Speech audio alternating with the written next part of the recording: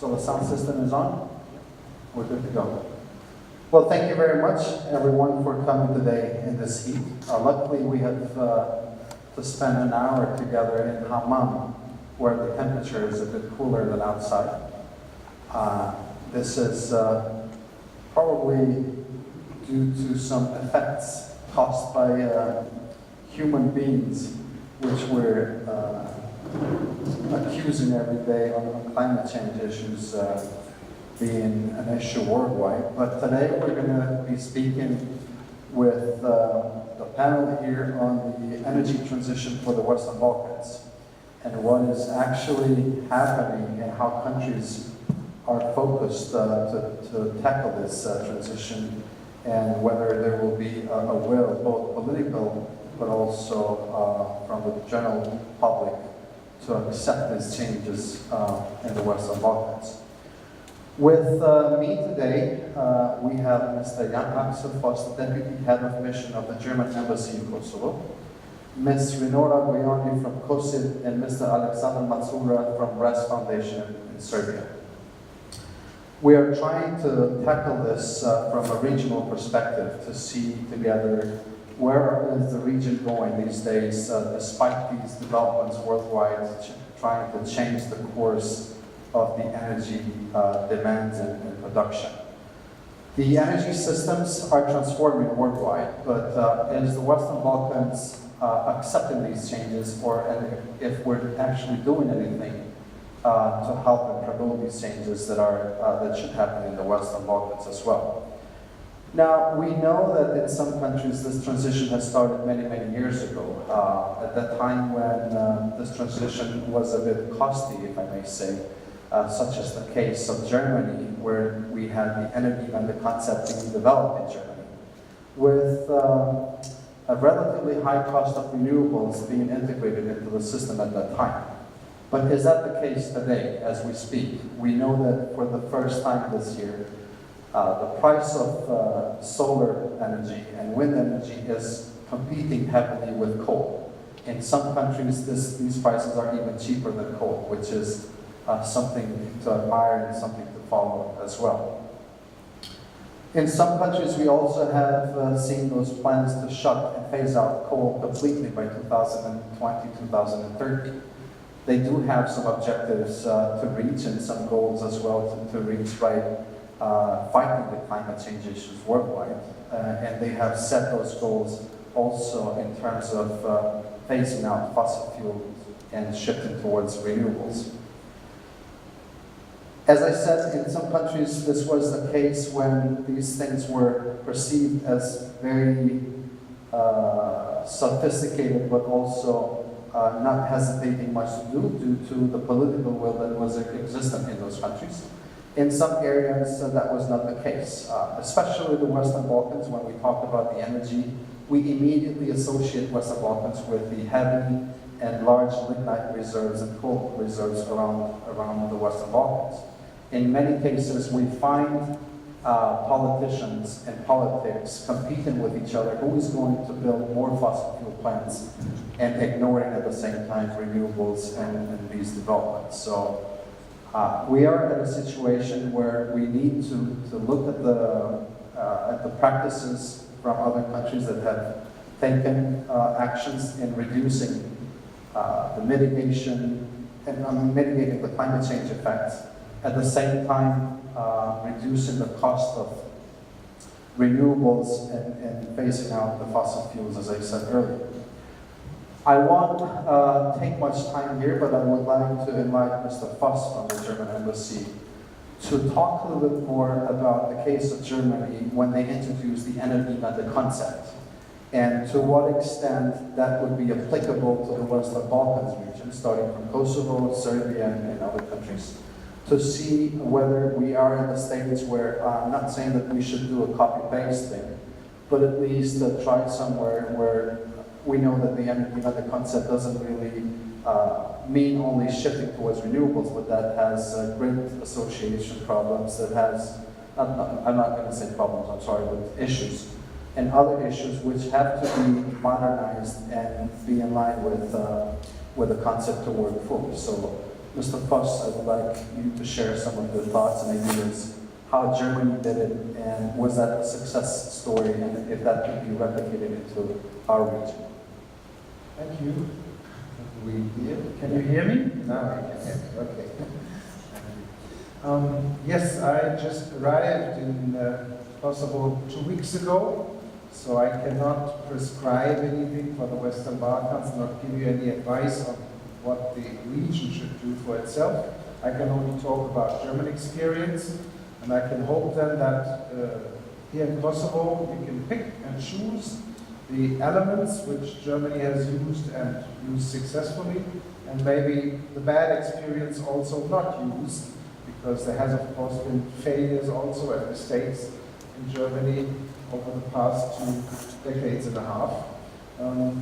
Germany started thinking about renewables already in the 1970s, when we had a strong green movement, first of all civil society movement, and later on a political party also, and driven by several different aspects, driven by the anti-nuclear movement, thinking that we have no place for waste storage in Germany, nuclear waste storage, so we shouldn't invest so much in nuclear. Thinking then also 1986 about the Chernobyl disaster in what is today Ukraine. So there was a strong drive getting out of nuclear, and at the same time there was already some drive getting out of coal as an energy source, because we had acid rain in Germany, the forests were dying, and at the time it was becoming clear that our energy production had something to do with the sickness of our forests, and they started introducing filters for power plants, in particular coal power plants. So there was more and more thinking about health of the population as a danger because of coal power production. As you know, 2011 in Fukushima in Japan, another nuclear accident happened, and that was the moment for Germany to get out of nuclear altogether. We haven't gotten out of coal yet.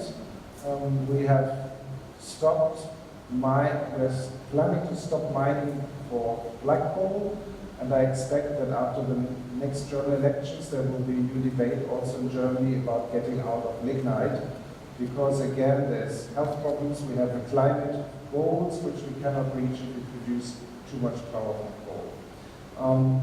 So there's a long history in Germany, and formally in Parliament this started in 1991. Again, that is almost more than 25 years ago, with the first act on renewables and feed-in tariffs, guaranteeing any citizen who had a solar installation put on his roof that the city power company would buy, or the regional power company would buy the electricity from his roof for a fixed price.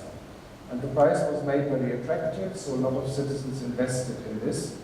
And here is where, of course, the bad experience also comes in. If you offer as a government too much money for the citizens for the solar installations, everybody will try to have it, and then it will cost the government a lot of money, and will not, in the end, be very sustainable. The government can't go on forever. This was the experience of Spain. They also offered very good money to the citizens for installing solar power, and then in the end, the Spanish government ran out of money, and they had to stop the program, and solar installations also stopped them because the citizens found it expensive to install. Looking now back at German experience, this cost question is one, of course, which you have to face. If you look at German prices for the consumer, for the citizens, electricity is quite expensive, and some of it is due to all these feed-in tariffs. This is clear. However, if you look at the prices that solar power cost 2 decades ago, and you compare to what solar power costs today, you will find a dramatic drop in the prices. So today, if the government in Germany wants to offer the citizens money for buying their power, or asking companies to buy their power, they have to offer a lot less. So this is one of the lessons we learned. If we learn the technology, the prices come down.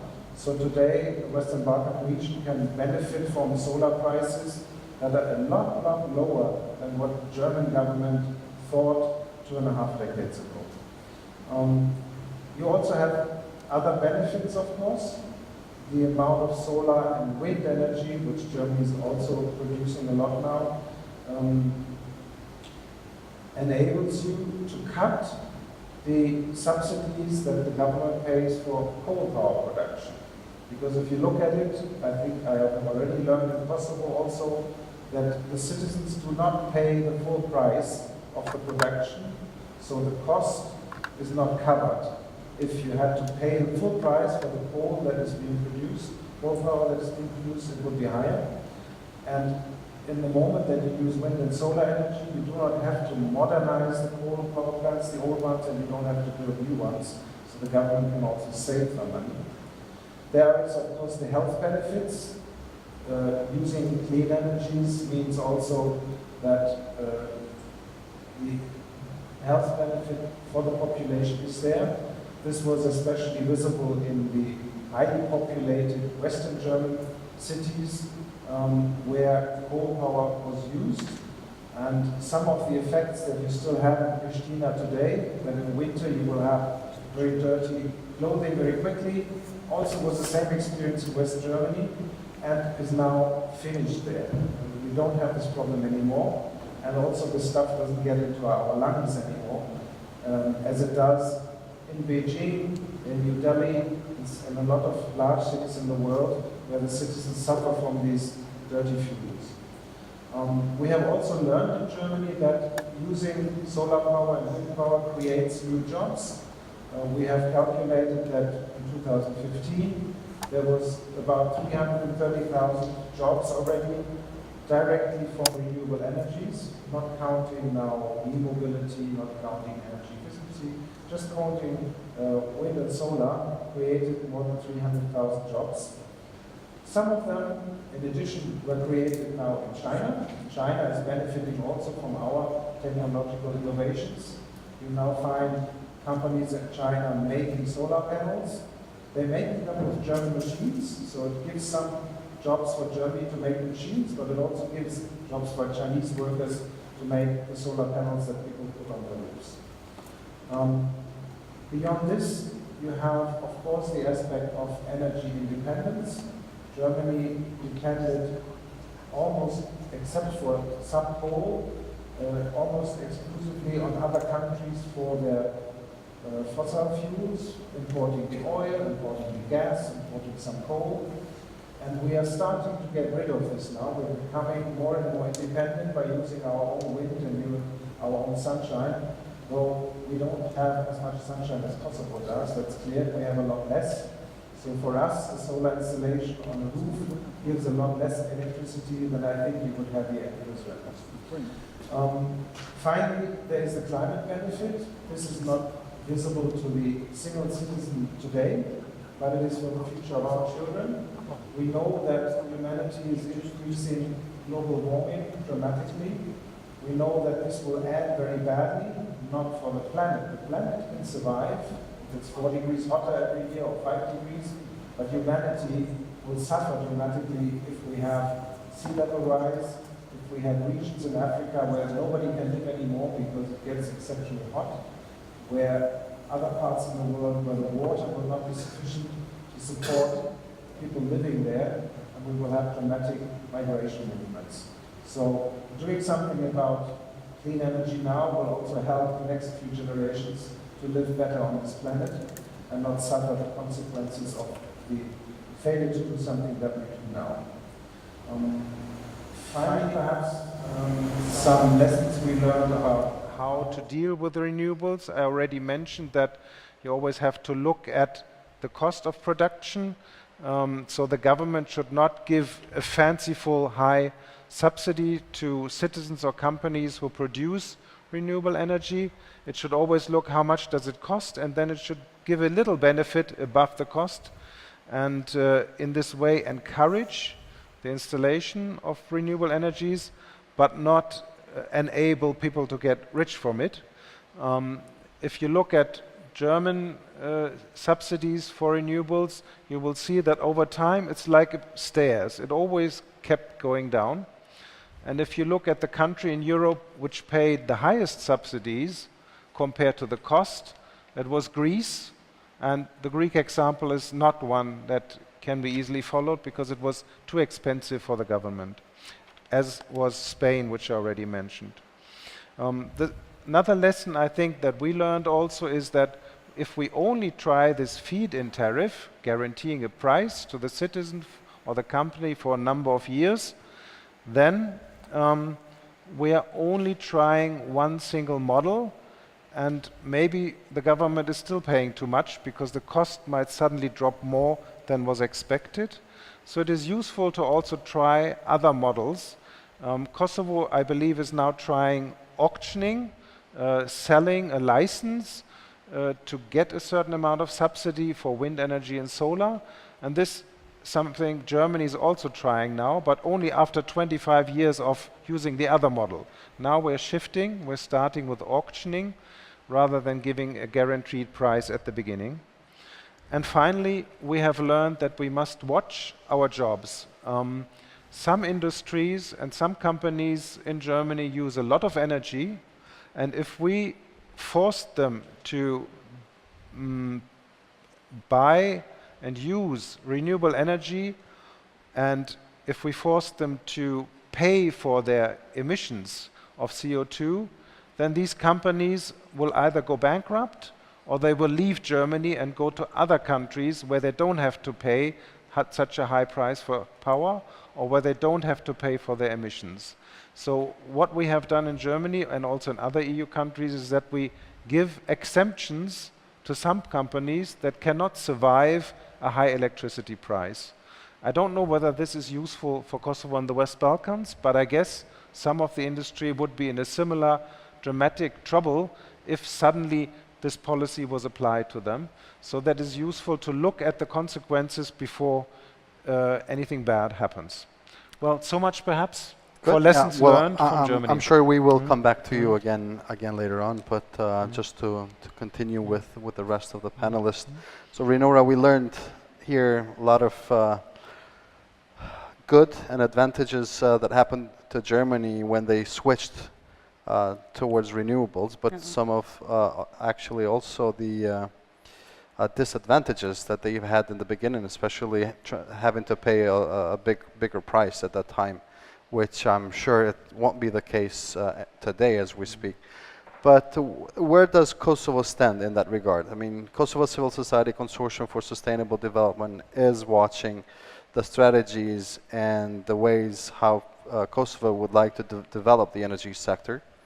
And we certainly see that maximizing the usage of coal is still a highest priority, with Kosovo being one of the 5th largest reserves in the world of lignite resources. So would like to hear your view.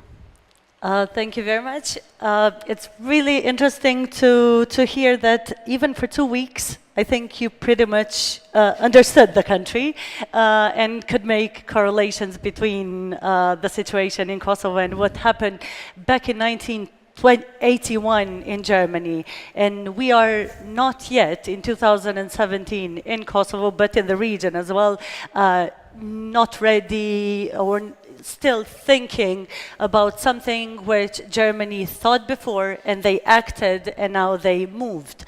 We're still in the process of trying to change the mentality.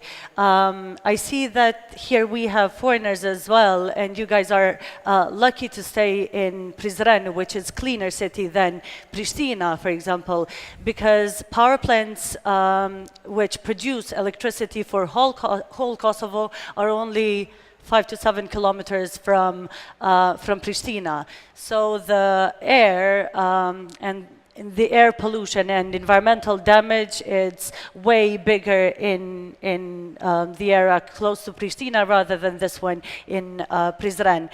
Kosovo relies heavily on energy and electricity which comes from lignite, which is the dirtiest type of coal. We're not only talking about coal, but lignite, which is even worse.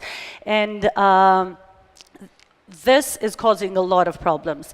Kosovo is a country which aspires to join the EU, and we are under process. The SAA trying to make our legislation better, but when it comes to then implementing them and having a better situation, let's say in the energy sector itself, we lag behind.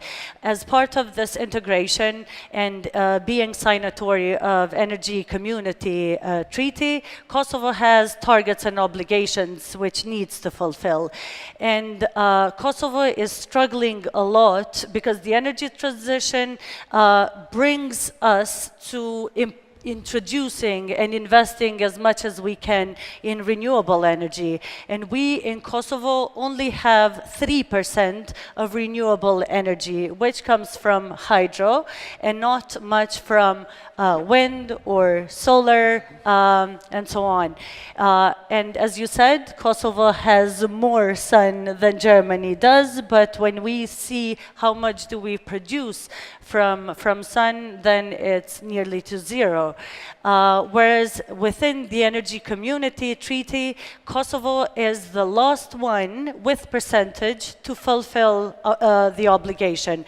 Kosovo has only fulfilled 17.74% of our renewable target, which we have to have 25% by 2020. And there are countries in the region which are doing better, and we have some that have reached to 94.75, and this is Macedonia.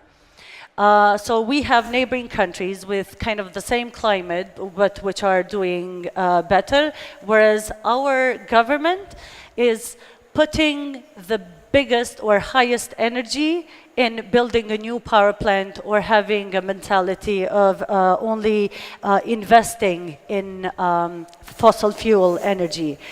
3 pillars of energy transition is smart grids, which Kosovo lacks, energy conservation, which we don't have, and energy efficiency. In energy efficiency, we've done some steps, but still that is a big problem in Kosovo because the highest consumer of electricity and energy in general, it's the public sector, whereas Kosovo has an energy efficiency law which only regulates the public sector. And 70% of the total energy is consumed by the private sector, which is not regulated. Therefore, we can't make progress if we don't regulate this with the legislation and then have carrots and sticks towards all the actors who are in charge to take measures. And this approach of Kosovo to invest in fossil fuel energy and has a lot of basically it makes a lot of harms, not only to the environment but to health as well, because premature deaths are higher in Kosovo than in the neighboring countries, and let alone EU countries. Then we have the other problem with resettlement as well, which you probably heard lately, that Kosovo might run out of electricity because there's no space where excavators would exploit the coal, and this because resettlement hasn't been done, and the Kosovo government is not being able to do such thing.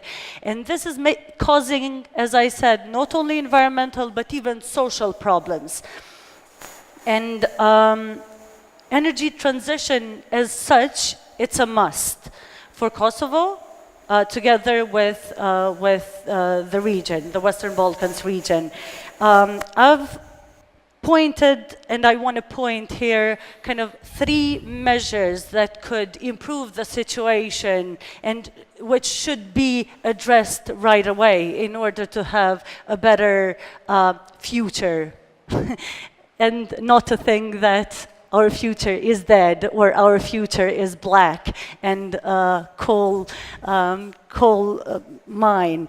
So in order for that to happen, we need to erase legal barriers for self-consumption of renewable energy, because until some months ago, even people who, or companies who were producing electricity from solar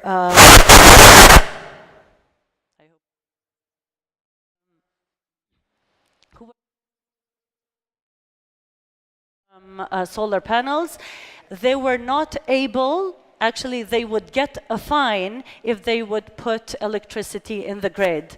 But now, at least in the legislation, since April 2017, people can put electricity in the grid, but not get money from the company. So how much we've consumed, we put electricity to the grid, they count it, and then we're equal. We don't get money back. So basically, it's not still a system which functions elsewhere in Europe, and to us, it barely reached to legislation, but it is important to make it happen, and people seeing it, and the government and the institutions making it an incentive, so that people see it as an opportunity, and then producing their own electricity, but then selling it as well. The second point that needs to be addressed is the change of industrial production model. Because we don't care how much CO2 it's emitted in the atmosphere, but companies only think about the profit and not care about how much they're harming the environment. It is important that the government has, because so far they don't think about a just transition. They think only about keeping these jobs, sometimes even giving us false numbers about the people, of the number of people that would get employed in the new power plant. From a study we've done, there's twice as much higher the number which the government has proclaimed from the people that they will get employed in the new power plant. A new power plant, it's a new technology.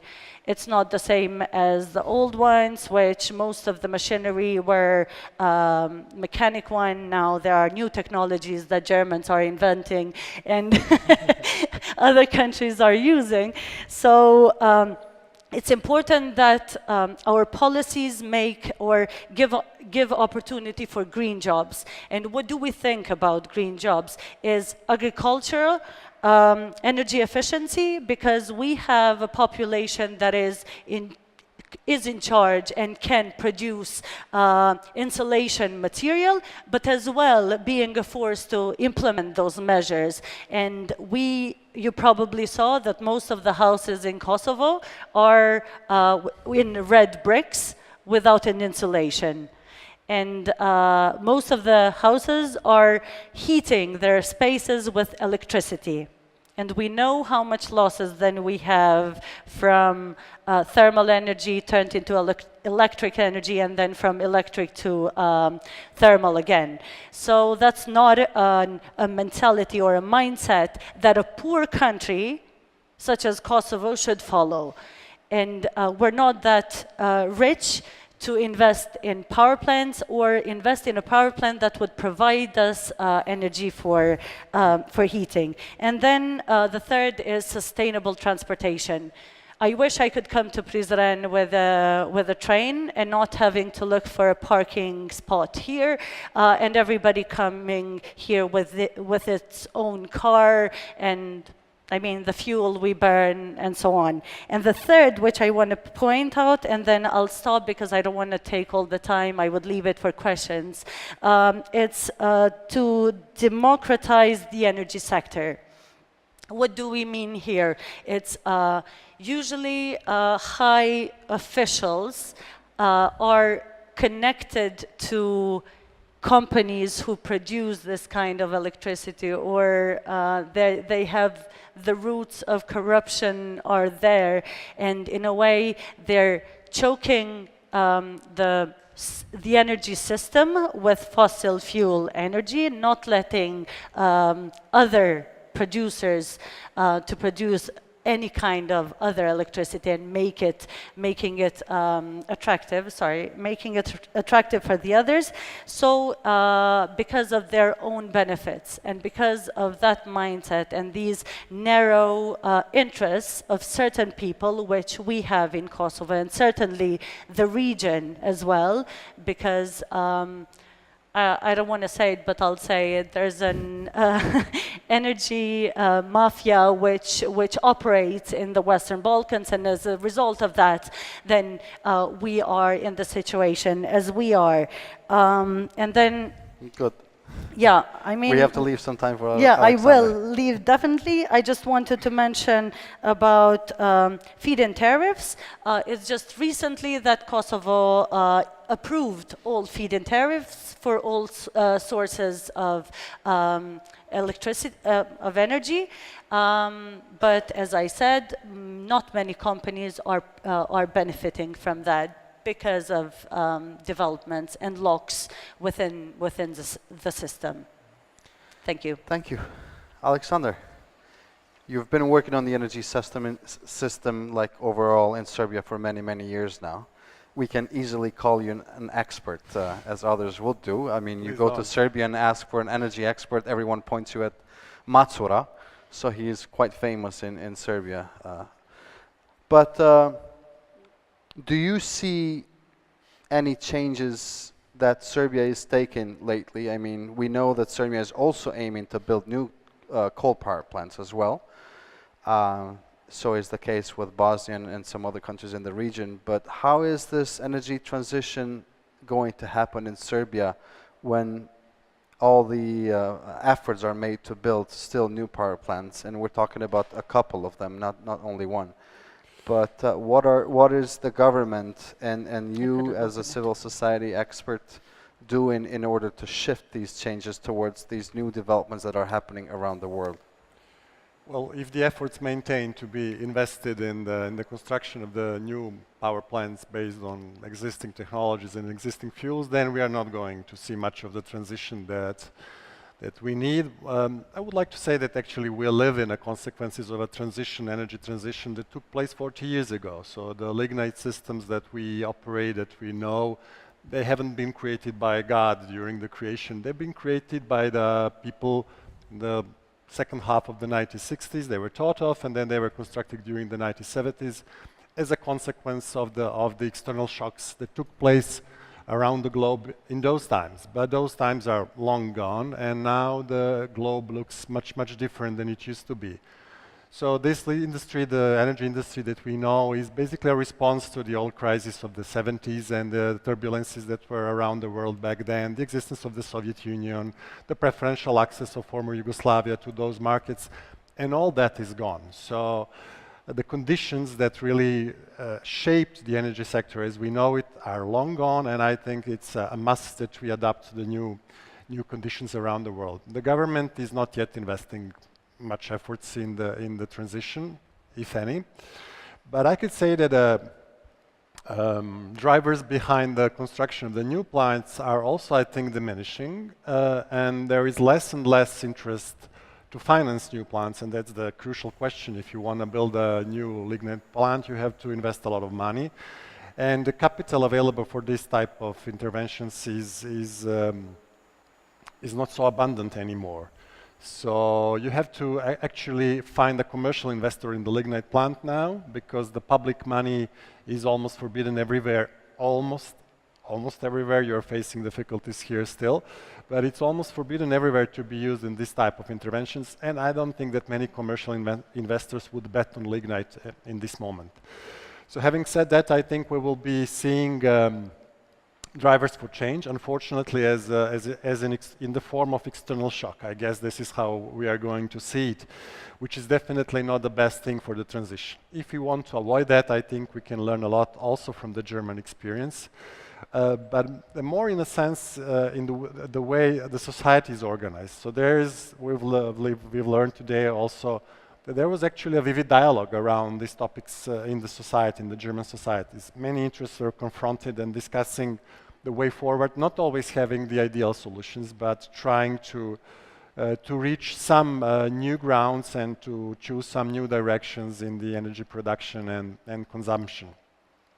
What is a big difference, and I think we have to understand that, is for example, a coal industry in Germany is huge, but the German economy is enormous.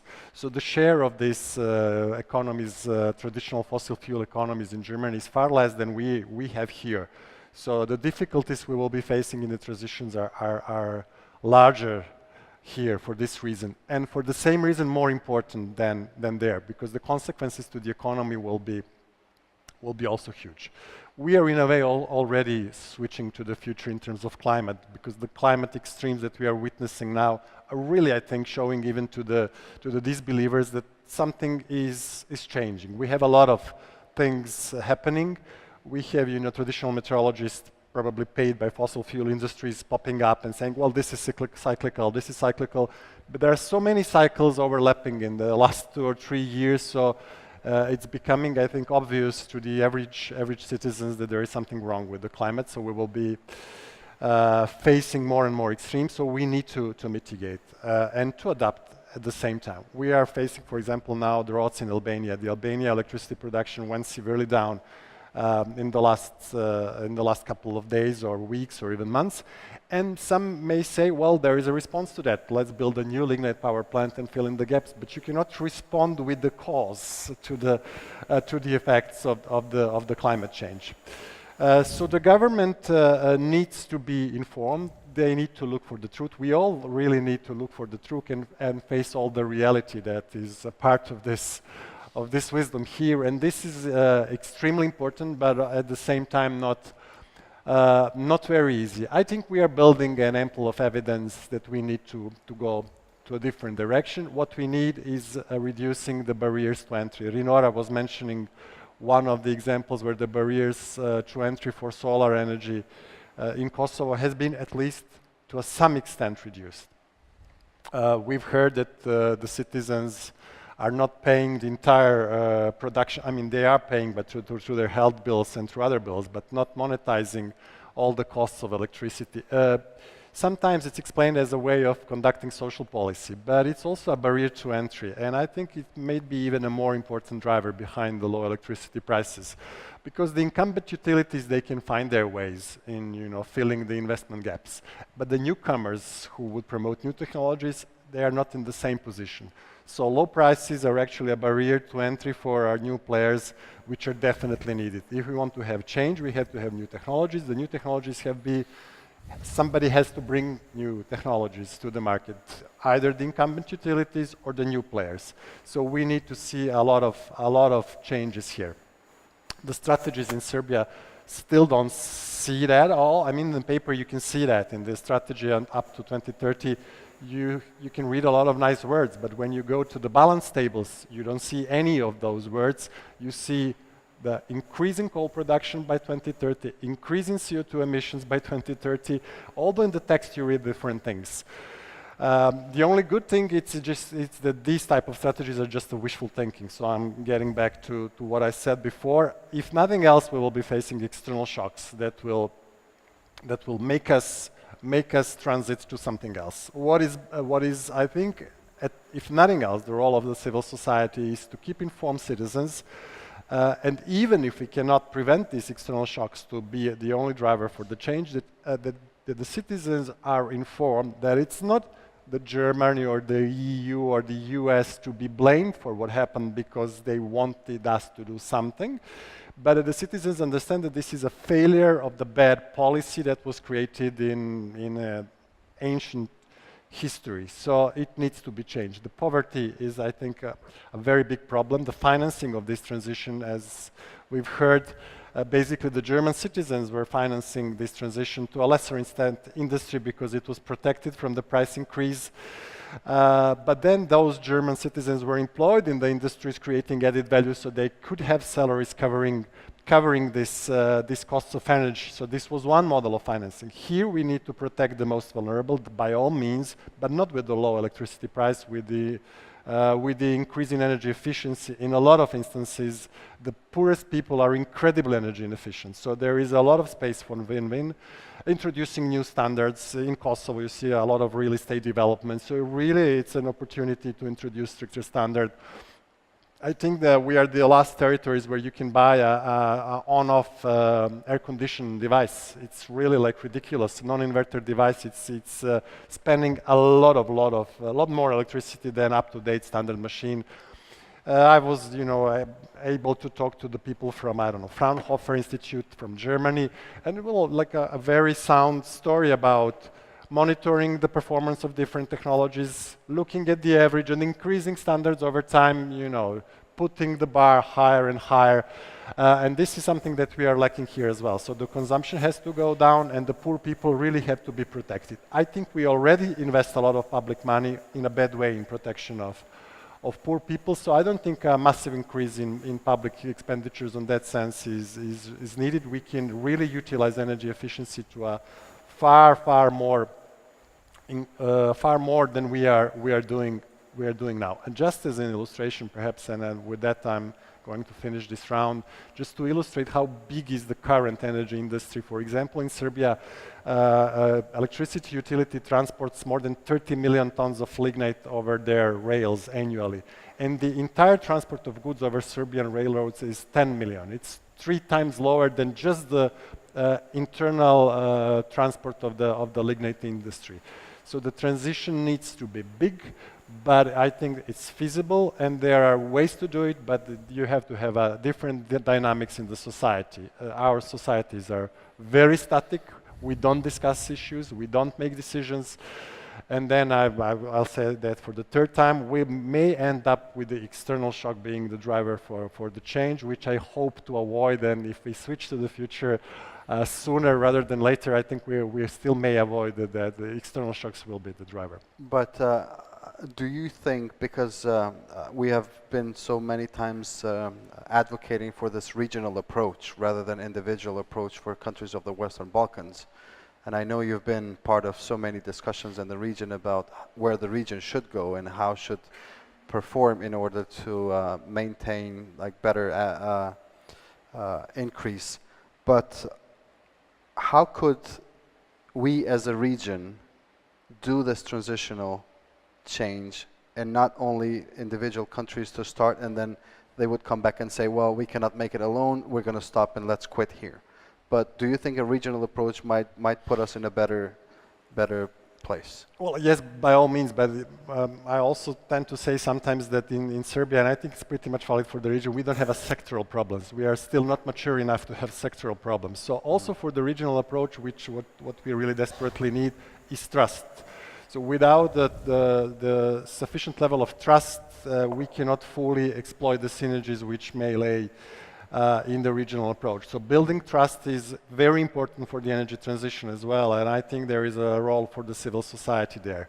Fighting energy poverty, this could be definitely done throughout the region, because the profile of the energy poverty is pretty similar across the region. And it's really devastating at this point in time. I've recently read the statistics, Serbian national statistics for vital statistics, as they call it. In January 2017, 50% more people died than in January 2006. It's 50%. It's incredible when you read it. You just cannot believe it.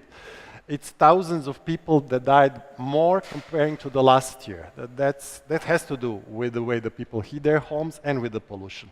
So this is really like striking. In Macedonia, average household, according to their national statistic, heats 37 square meters. It's beyond minimum. It's beyond health minimum. I'm almost certain that it's pretty much the same here. Yeah. So the energy poverty could be dealt with regionally. It's easier topic. But also, you know, if you're going to go for technology transfers, it's not the same whether the market is 20 million or if it's 5 million. So there is some strength in numbers in that sense. So a lot of things for the regional approach, and a lot of trust need to be built through that process and outside of that process. So. Yeah, but I think these technological innovations and revolutions that Mr. Voss mentioned earlier, that Germany has been deploying so much technology in Asia and China precisely to then come up with a final product. Mr. Voss, do you think that Germany could play a significant role in deploying that kind of technology into our region and try to empower the business sector here so we can take this transitional in an easier approach? Mm-hmm. Well, if you had asked me that question 10 years ago, I would have still said perhaps that it would have been too expensive. Now, with the prices having come down so much, I think yes, there is a possibility. Although if you buy now solar panels on the international market, you will find that 90% of them are Chinese. Probably built with a German machine, but built in China and for world export. So I would not say you need to buy them from Germany, because the German solar panels are built on similar machines. Some of them might be better quality even, but more expensive. But the application, I think, of solar panels on roofs is now so standardized you can get them anywhere in the world. It will mostly be Chinese, and I think you need not be restricted to buying German products, although as a German embassy representative I should probably say buy something German, but in reality it's now such a standard product that it's not necessarily needed that you buy it from Germany. You can also get it elsewhere in the world.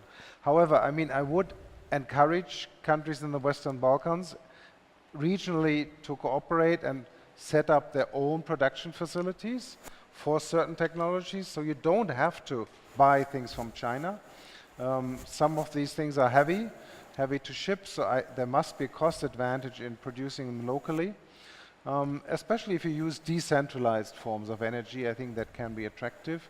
And cooperation with Germany is certainly useful. We are happy to share our experience with the Western Balkan countries. We are doing this to some extent already with our GIZ, with our KfW bank. They're working on things like energy efficiency in Kosovo, but certainly a lot more can be done. And personally, I was thinking about Kosovo the other night and saying, well, Germany is trying to be an international champion in renewable energies, but we don't have an international champion yet for energy efficiency. So maybe there's a role for Kosovo.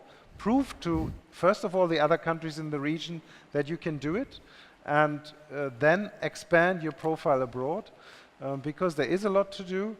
There's also a lot to do in my own country in energy efficiency. There's lots of studies saying that German industry is not doing what it could do to improve, because they don't think about this as a cost factor very much, and they need to get the money back after a number of years, and perhaps it's not fast enough. But international studies show that in Germany too, a lot better energy efficiency could be improved a lot. So I can only encourage you to become an international champion on energy efficiency, because nobody has done it yet, and many countries are trying.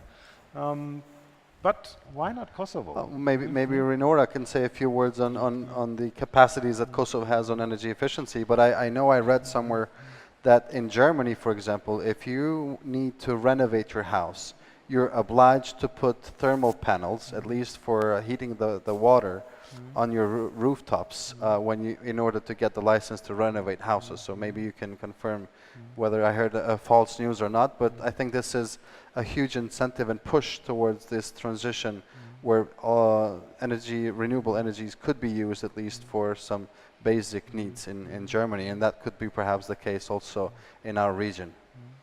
Well, certainly, I mentioned that the potential or how much we consume, actually more than 30% of energy can be saved if we invest in energy efficiency.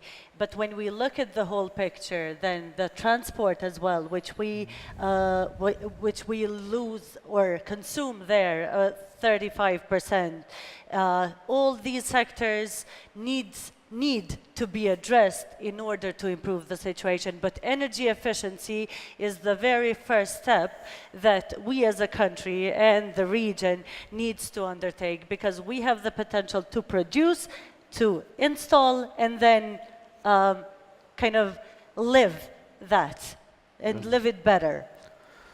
Good, thank you.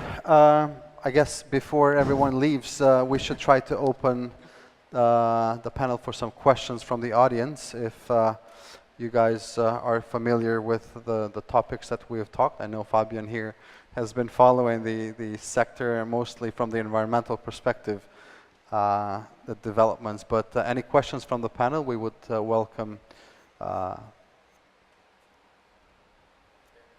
I mentioned your name, so I put you on the spot. There's the mic. Efficiency, we talk about production, etc. We don't talk a lot about energy conservation and how Kosovo can work on this, because this is a base. Before producing, you have to calculate what you consume. And I don't feel like the way buildings are being built in Kosovo right now, I don't see any evolution for this to get better. Yeah. How it is in Germany? In Germany, as our moderator has mentioned, the rules for building houses have been getting stricter and stricter over a number of years. Not necessarily with panels on the roof, but the insulation has been the most important part, I think.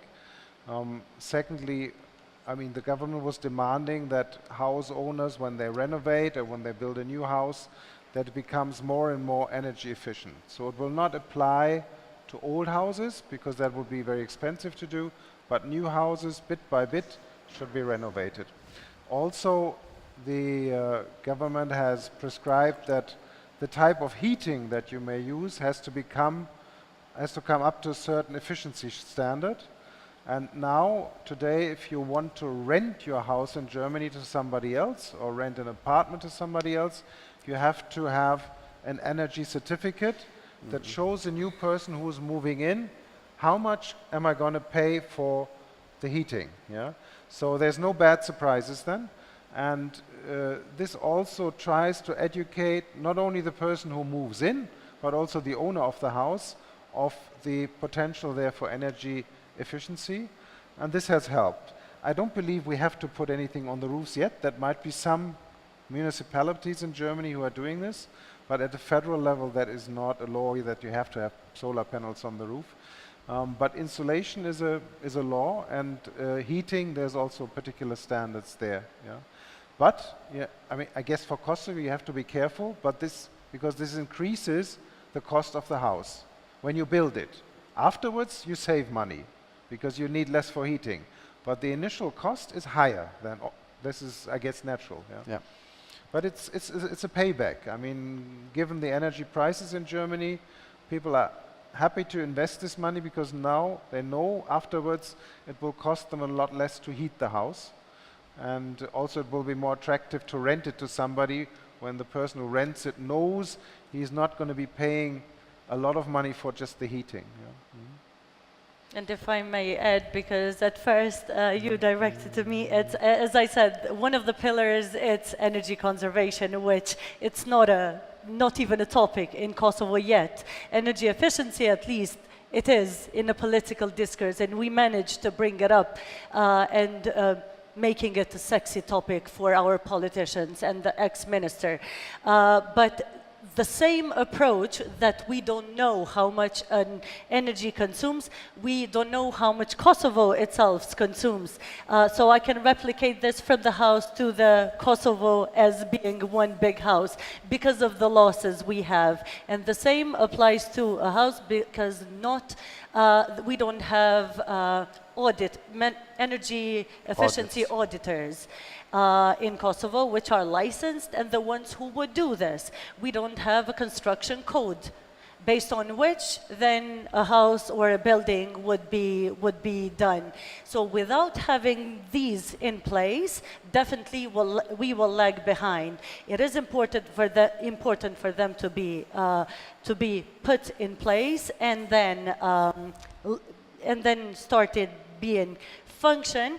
And another thing which I wanted to mention, and I lost it, but anyways, the same is with Kosovo as well, and why we are opposing a new power plant, because Kosovo during the summer consumes only 500 megawatt, whereas during the winter 1,200 megawatt, which the same is with a house. Okay. We don't use electricity only for electric purposes, but for heating purposes as well. And without energy efficiency measures, we're losing more than, and we're consuming more than we need to consume. Okay, Aleksandar, you've been working on a local level with so many municipalities around Serbia on energy conservation. So, how do you see a reaction, a positive reaction, if I may say, from those local municipalities around Serbia, trying to do actually something for this energy conservation that we're talking? I see a big change in that respect over the years that I've been working now. It doesn't take now too long to explain to people. They are seeing in their budgets, they are seeing huge losses. They are seeing in public lighting, for example, everywhere we went, the people were talking public lighting because it's several percent of their budget expenditures, so they care about it. So they see that there is something wrong there because they give a lot of money. And they are willing to do something. This is at that level. I was surprised. I've discovered a lot of, I would say, champions on a local level, more than I've expected. I had very low expectations, but as you mentioned, I think in the last 2 or 3 years, we've seen like 50 or 60 municipality representatives. So there are a lot of people aware of the things, and there are some people doing things. What I feel is that with some concentrated efforts, a lot can be done at the local level in Serbia at this moment. So, and this is something that we are really trying to push now as a RES Foundation. We are about to create something that we call Network of Positive Energy, where we actually would like to create a kind of a resource center for the local governments to try to move their agendas forward. Obviously, after many years of trying to institutionalize this type of thing with the ministry or the association of the local self-governments, we just gave up, and we are going to try to establish a special purpose vehicle within the civil society with the hope that somebody is going to take over, because the civil society cannot have such a huge impact as the government can. But we are there to give initial impetus and maybe just to lift the bar, just to make it clear, to put the lights on to what can be achieved, and much can be achieved. And I think that at the local level, many people are ready to fly. But they really need support. So advice, not only financial, and not always financial, but advices and guidances, because there's very little information about what's up to date in terms of technology. The provider of the solution is usually the seller of the equipment. And I mean, he's optimizing the solution from his own perspective, not from the perspective of the buyer. So a lot of things that can be done, and I hope to see many changes at the local level in the coming years. Well, good. Any last comment or questions from the audience? Yes. It has been mentioned how energy efficiency is important and all that stuff, and I agree, environment and protecting the environment is one of the highest priorities.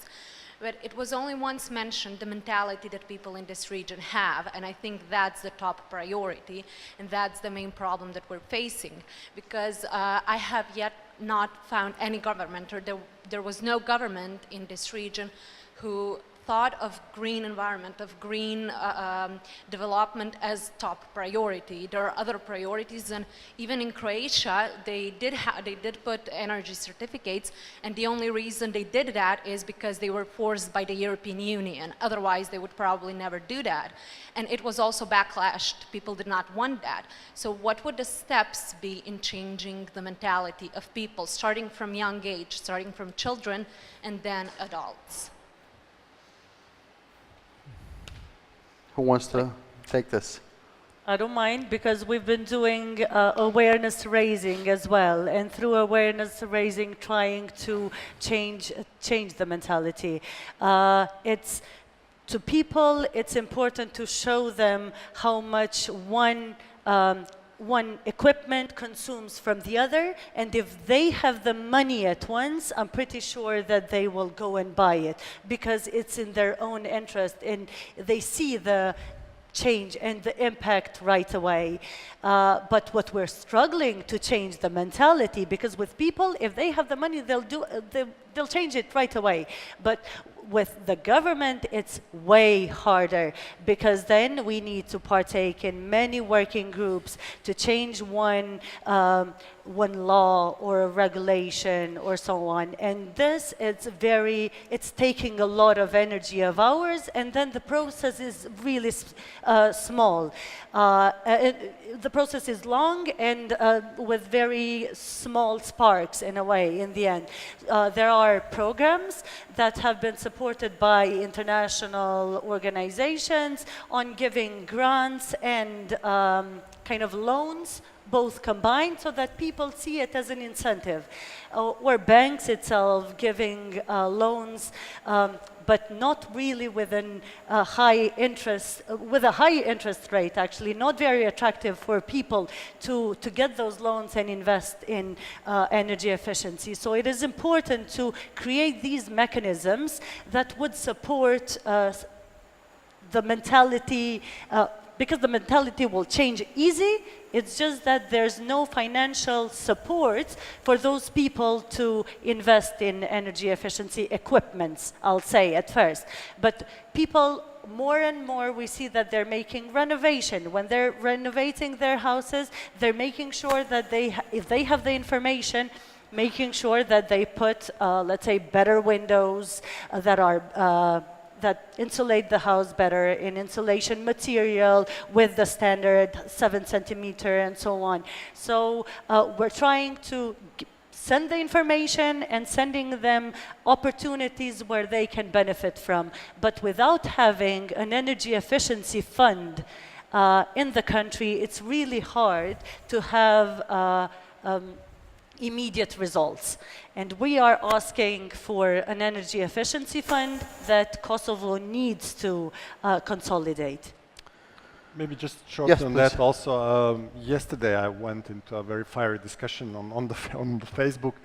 I don't like when the mentality of our people is blamed. I also pretty much share what Rinora said. It's about access to information a lot and access to funds, and what is really needed, the way I feel it, is a massive action in the field with a lot of energy advisors going into houses. But on the government side, it's a difficult thing. Our budget, for example, is covered, I think, 1/3 by the excises and taxes on fuels.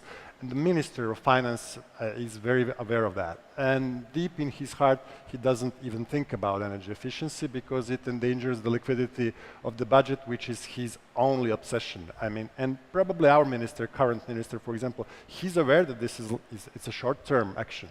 But the short term is what the government is interested usually, unless there is a very, very wide and broad political consensus about the things we want to achieve that go beyond election cycle.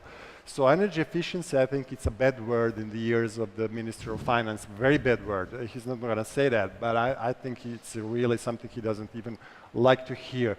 So it's a relatively complex thing. So the government is, I think, is a trickier client than the ordinary people, really. Any other questions or any last comments from the panel before we close? I think we need to end it up in a few minutes here. Yes. What is the situation with investments that are done by the government? So when they improve the roads and electric lights, and are they thinking about this energy efficiency or doing something? Because that way they will show also to the citizens that this is the way you should do it. We're doing it, and then maybe have some support. Yes. Maybe I can take it. We have a very good example in one local self-government in Vojvodina. They adopted something looking at the German example, adopted something called the energy efficiency decision. And this is mandatory decision for every capital investment on the local level. And they say, you cannot do this, and you have to do this. So there is some space in between, obviously, for the people who design things, but some things are strictly forbidden, and some things you have to do. And this is really important, that this is a very good question, because if you make a mistake in the beginning, if you do a very bad, for example, heating device, you can insulate your house until the infinity. But if you are losing a lot in the transformation before, you can never save that. So the largest losses have to be prevented, and this is done through this type of things on a political level and through deployment of standards on a construction level. You have to have standards both in terms of what can be done or what can be used. So I think this is very important. Whereas in Kosovo, most of municipalities have energy efficiency action plans, and when they are changing or putting lights in the streets, they are being declared as energy efficiency investments. But as I said, or even when renovating one of the schools, that is declared as an energy efficiency project, but there's like who does the technical monitoring of that building?